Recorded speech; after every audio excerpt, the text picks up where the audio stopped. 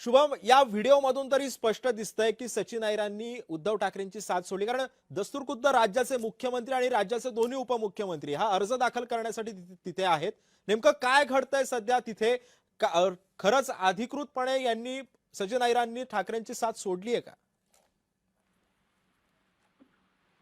सिद्धेश, खरं तर अजून एक व्हिडिओ आता समोर आलेला आहे ज्यामध्ये मुख्यमंत्री देवेंद्र फडणवीस, उपमुख्यमंत्री सुनेत्रा पवार आणि उपमुख्यमंत्री एकनाथ शिंदे जे शिवसेनेचे मुख्य नेते देखील आहेत, ते आता सचिन अहिर यांचा उमेदवारी अर्ज दाखल करण्यासाठी सचिव यांच्या दालनामध्ये गेलेले आहेत आणि तिकडचा व्हिडिओ जो आहे तो सध्या आता समोर आलेला दिसून येत आहे. अशामध्ये आता महायुती सरकारमध्ये महायुतीने जे आहे शिवसेना पक्षासाठी ही जागा सोडली होती, हे पद सोडलं होतं. पण मात्र या पदासाठी एकनाथ शिंदे यांनी आता सर्वात मोठी खेळी करून जे ठाकरेंचे एकदम निष्ठावंत आमदार होते आणि निष्ठावंत कार्यकर्ते होते, जे एकदम अनुभवी आहेत, ज्यांचा अनुभव देखील चांगला आहे आणि कुठेतरी मुंबईमध्ये एकनाथ शिंदे यांच्या पक्षासाठी अजूनपर्यंत काही नाही अशी चर्चा जी सुरू होती ती आता खोडून निघालेली आहे. कारण की मुंबईमधून शिवसेनेच्या एकनाथ शिंदेच्या एका आमदारासाठी आता उपसभापती पद हे आता जात आहे. सचिन अहिर खरं तर हे मुंबईमधून आमदार आहेत आणि कुठेतरी हा पक्षप्रवेश जो आहे तो आता नेमका कधी होतो, की हा पक्षप्रवेश झालेला आहे, अशी अनेक उत्तरे जे आहेत ते आता समोर येणं बाकी आहे.